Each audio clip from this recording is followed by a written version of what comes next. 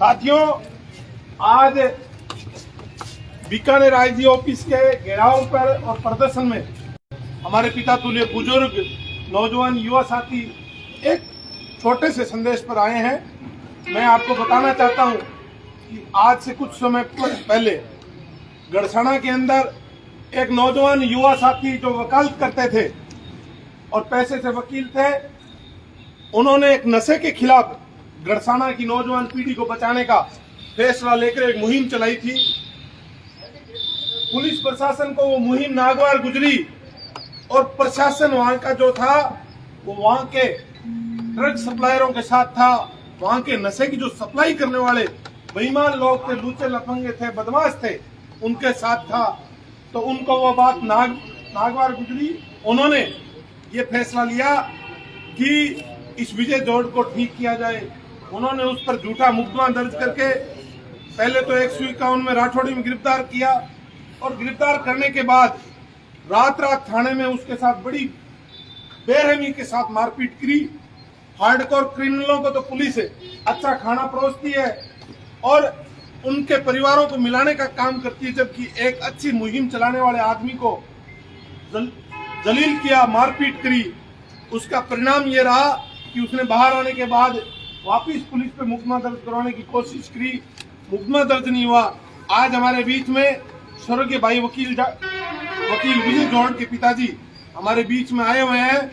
मैं एक ईमानदार और जागरूक नेता होने के नाते, राष्ट्रीय लोकतांत्रिक पार्टी परिवार का सिपाही होने के नाते पहले दिन ही मैं उस परिवार के साथ पास चला गया था और तत्काल प्रभाव से पूरा थाने के जितने भी लोग मिले हुए थे, हमें प्रथम दृष्टि में जितनी जानकारी थी, सब लोगों को वहां से सस्पेंड करवाने की, वहां से हटाने की जो प्रक्रिया थी वो करी। परिजनों को 30 लाख रुपए की मुआवजा देने की बात थी।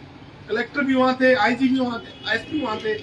अब मैं ये मांग इस परिवार के साथ मिलकर ये करना चाह रहा हूँ और भाई के पिताजी को ये पूरा भरोसा और विश्वास दिलाते हैं कि आज तो इस सांकेतिक संदेश पे, हनुमान बेनीवाल जी के संदेश पर हम इतने लोग आए हैं। अगर जरूरत पड़ी तो हम हजारों की संख्या में जिला मुख्यालय और संभाग हेडक्वार्टर को घेरने का काम करेंगे, लेकिन आपको न्याय दिलाएंगे, ऐसा भरोसा एक किसान का बेटा होने के नाते आपको दिलाते हैं।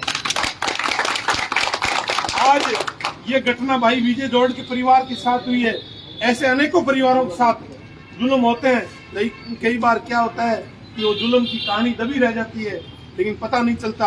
आज की सोशल मीडिया के युग में कोई भी घटना होती है, जब भी पता चलता है, राष्ट्रीय लोकतांत्रिक पार्टी का बच्चा उस घटना को अपनी घटना समझकर और उस पीड़ित परिवार को न्याय दिलाने के लिए जिला मुख्यालय, तहसील मुख्यालय पर जाता है, हनुमान बेनीवाल जी तक अपना संदेश देता है।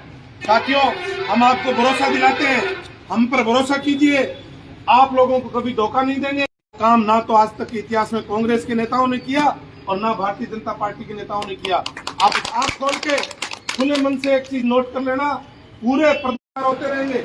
हम लोगों को इस व्यवस्था को बदलने का काम करना है। तो ये सड़ी गली व्यवस्था है, इस व्यवस्था को बदलना है। इस व्यवस्था को कौन बदलेगा? प्रदेश का नौजवान बदलेगा, किसानों को साथ लेकर बदलेगा। नौजवानों, भगत सिंह की भूमिका में उठने का वक्त आ गया है। आप अगर सोशल मीडिया पे, मोबाइल में घर में बैठे रह गए, आने वाला कल हमारे लिए विनाशकारी होगा। इसलिए मैं आपसे निवेदन करता हूँ, जब भी किसी पड़ोसी को जरूरत पड़े आपकी मदद की, आप खुलकर उसकी मदद करने का काम करना। सिर्फ सोशल मीडिया के माध्यम से राष्ट्रीय लोकतांत्रिक पार्टी परिवार तक आप अपना मैसेज पहुंचा देना। हम आपके साथ खड़े हैं। अगर हमसे भी बात नहीं निपटी, हम आपको भरोसा दिलाते हैं कि हमारे नेता हिंदुस्तान के एकमात्र ऐसे नेता हैं जो गरीब को गणेश मानकर उनकी सेवा करते हैं और पीड़ित को न्याय दिलाने तक उस जगह पे बैठे रहते हैं और न्याय दिलाकर ही उठते हैं। और इसी का रिजल्ट आप लोग देख रहे हो। प्रदेश के अंदर जब भी घटना हुई, कोई नेता नहीं बोलता। वहाँ के एमएलए भी होते हैं, एमपी भी होते हैं, वहाँ के दूसरे और भी नेता होते हैं, लेकिन नहीं बोलते। हनुमान बेनीवाल का नुमाइंदा वहाँ पहुंचकर उस परिवार का सहारा बनने का काम करता है, पीड़ित परिवार का बेटा बनने का काम करता है, उनका दोस्त, उनका भाई बनकर उनकी मदद करता है। साथियों, इस बदलाव की बिहार में आप अपनी हिम्मत से साथ देने का काम करें। आज हम आईजी ऑफिस पे आए हैं भाई विजय जोड़ के परिवार को न्याय दिलाने की मांग को लेकर। हमारी मांग ये है कि जो इसमें सुसाइड नोट मिला है, सुसाइड नोट मिलने के बाद आप पीड़ित परिवार का जो आर्थिक पैकेज है वो सीकर में जो वकील पीड़ित परिवार था, इस वकील ने सुसाइड की, 50 लाख का पैकेज था, वो 50 लाख पैकेज पीड़ित परिवार को मिले। और जो इस घटना के अंदर नामजद है और जो वकील साहब ने लिख कर सुसाइड नोट छोड़ा है, जिसमें जितने आरोपी हैं सबको तत्काल प्रभाव से बर्खास्त किया जाए और बर्खास्त करके सलाखों को पीछे डालने का काम करे। पूरे घटना की जांच एसओजी करें, ऐसी हमारी मांग है। बाकी सारी बातें हमारे राष्ट्रीय लोकतांत्रिक पार्टी परिवार के सुप्रीमो करेंगे। और जो हमारे जिलाध्यक्ष जी ने अभी आपको बताया कि पूरे जिले के अंदर हालात ऐसे हैं कि चोरियां बुरी तरह पिट गई। आज 15 घरों में नोखा में चोरी हो रही है, कल डूंगरगढ़ हो रही है, परसों लोनगंज हो रही है, अगले दिन कोलायत हो रही है। इसका साफ संदेश है कि चोर चोरी करने वाले नहीं है, पहले चोर तो वो है जिनको हमने वोट देकर विधानसभा और लोकसभा तक भेजने का काम किया, बड़े चोर वो है। और उसके बाद जो हमारी रखवाली करने के नाम पे थाने में बैठे लोग हैं वो दूसरे चोर है। क्योंकि अगर वो जागते रहते तो चोरों की हिम्मत नहीं होती हमारे घरों के अंदर आके 15-15 घरों में एक गांव से चोरी करके ले जाए।